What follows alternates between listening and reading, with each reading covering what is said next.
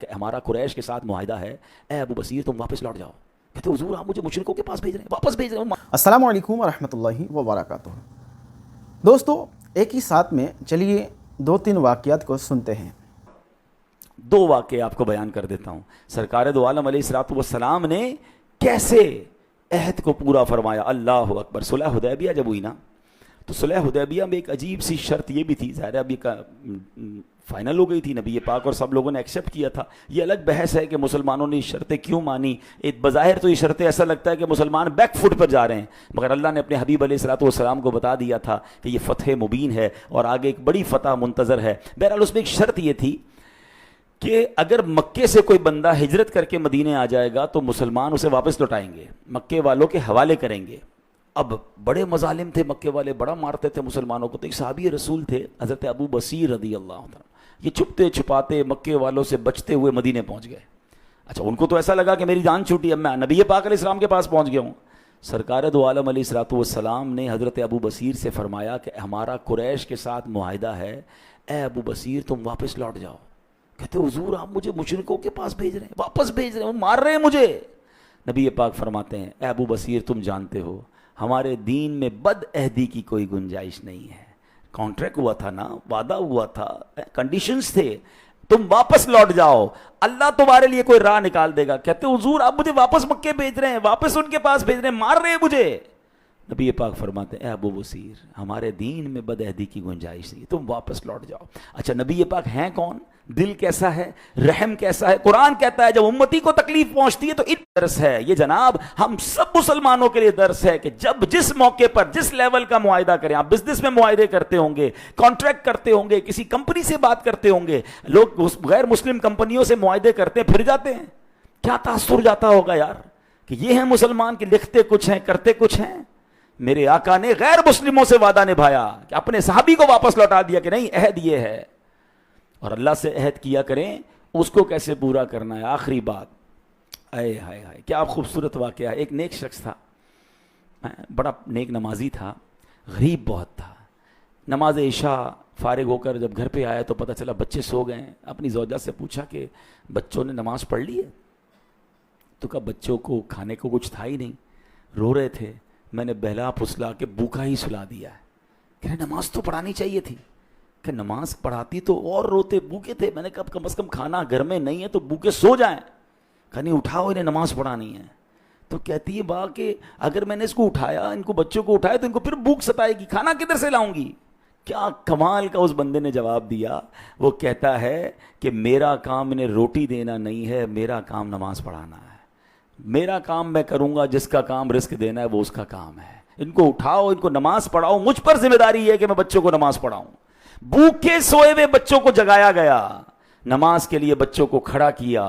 ابھی سلام نہیں پھیرا تھا، دروازے پر دستک ہوتی ہے، ایک شخص باہر کھانے کی ٹرے لے کر کھڑا ہوا ہے کہ آپ کے لیے کھانا بھیجا گیا ہے. بچے نماز کے بعد پیٹ بھر کر کھاتے ہیں. کاش یہ بات سمجھ آ جائے. رزق کا وعدہ رب کا ہے، مغفرت کی کوشش میں نے کرنی ہے، نماز میں نے پڑھنی ہے، اپنے بچوں کو پڑھانی ہے.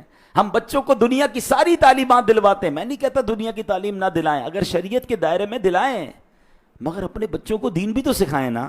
ہم صرف دنیا میں اپنے بچوں کو پیسے کمانے کا طریقہ بتاتے ہیں. بھائی پیسے کمانا کا سکھاؤ گے، سخاوت کون سکھائے گا؟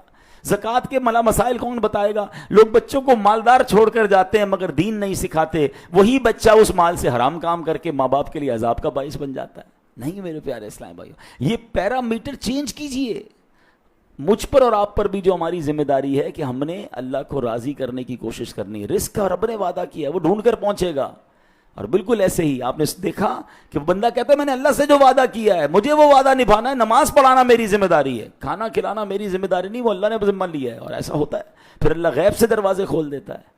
کاش یہ بات سمجھ آ جائے. اور وعدہ نہیں توڑنا. اچھا اللہ سے وعدہ کیا کرتے ہیں؟ مثال کے طور پہ کوئی صاحب کبھی کبھی اچانک مسجد میں نظر آتے ہیں نا، سر پہ ٹوپی ہے، ہاتھ میں تسبیح ہے. یار خیریت تو ہے؟ آپ مسجد میں؟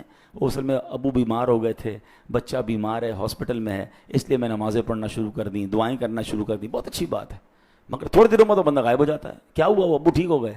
یعنی اللہ سے دوستی بھی ہے تو مطلب کے لیے ہے. اچھا بعض اوقات جب مشکل میں ہوتے ہیں نا اللہ سے بڑے وعدے کہ یا اللہ یہ کام ہو جائے میں بس نمازی بن جاؤں گا, یہ کام ہو جائے میں اتنے روزے رکھوں گا, یہ کام ہو جائے میں اتنا چندہ دے دوں گا, یہ کام ہو جائے میں غریب کی مدد کروں گا. کام ہو گیا پھر بندہ اللہ کے وعدے بھی بھول جاتا ہے. یہ تو حرام ہے. رب سے کیے ہوئے وعدے آپ نہیں پورے کریں گے تو کدھر جائیں گے بھائی؟ ساری نعمتیں دینی تو رب نے. رب ہمارے وعدوں کا محتاج نہیں ہے. اگر آپ نے وعدہ کر لیا تو پھر وہ ایک چٹکلا ہے نا, ایک واقعہ ہے کہ ایک بندہ کہیں جو ہے وہ سمندر میں کہیں پھنس گیا, کسی دیگ میں بیٹھا تھا, پانی میں چلی گئی کسی طرح سے سمجھ لیں.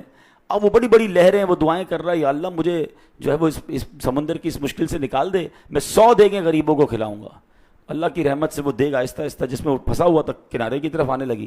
پھر حساب کیا 100 دیگیں تو 5 لاکھ کی بنیں گی. تو یا اللہ اب تو 2.5 لاکھ میں 50 دیگیں دوں گا. اب کنارے کے قریب آ گیا, اب تھوڑا سا اور پانی اس کو کنارے کی طرف لانے لگا, سوچنے لگا 50 دیگیں بھی 2-2.5 لاکھ کی ہوں گی. کہتے ہیں یا اللہ اب 10 دیگیں دوں گا اگر میں اس سے بچ گیا تو. ہاں تو واپس ریلا آیا اور واپس پانی میں لے کے چلا گیا اس کو. تو اب آپ اللہ سے بھی اس طرح کی جو ہے وہ سودے کریں گے. ارے اللہ کے بندوں, آپ نے اگر کوئی نیکی کی نیت کی ہے تو کر ڈالیں, اللہ اس میں اور برکت ڈال دے گا. نمازوں کی نیتیں کرتے ہیں, نفل کی نیت کرتے ہیں, روزوں کی نیت کرتے ہیں, منتیں مانتے ہیں, کام ہو جائے تو بھول جاتے ہیں. اللہ سے بھی وعدہ خلافی.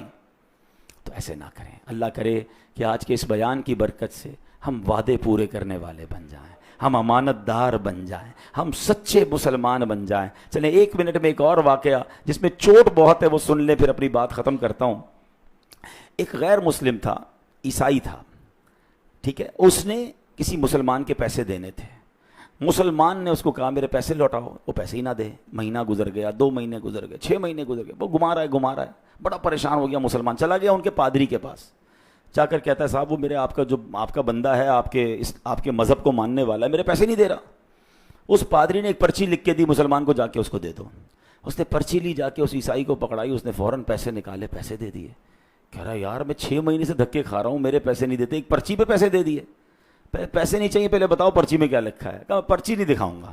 کہ نہیں مجھے پڑھنا ہے اس پرچی میں کیا. آپ کو پیسے مل گئے نا, آپ کا کام ہو گیا, آپ جاؤ. بولا نہیں مجھے پرچی پڑھنی ہے. مسلمان تھا, اس کا بھی دماغ تھا. کہا اچھا پڑھنی ہے تو پڑھ لو. زبردستی اس نے پرچی لی. اس پرچی پہ پتہ کیا لکھا تھا؟ اس پادری نے یہ لکھا تھا, کیا تو مسلمان ہو گیا جو لوگوں کے پیسے نہیں دیتا؟ اب یہ کیسا جملہ ہے؟ یہ چانٹا نہیں ہمارے منہ پہ. ہونا یہ چاہیے تھا کہ پوری دنیا میں یہ مشہور ہو جائے. اچھا مجھے ایک بات بتائیں, سرکار دو عالم علیہ الصلوۃ والسلام نے جب مکے والوں پر اسلام کی دعوت دینی تھی تو پہلے پوچھا تھا بتاؤ میں کون ہوں؟ وہ غیر مسلم تھے نا سارے, سب نے کیا جواب دیا تھا؟ آپ صادق ہیں, آپ امین ہیں. غیر مسلم میرے آقا کو صادق مان رہے ہیں, امین مان رہے ہیں. میں انہی نبی کا امتی ہوں, کیا مجھے بھی لوگ صادق اور امین مانتے ہیں؟ یہ سوال ضرور اپنے آپ سے پوچھئے گا.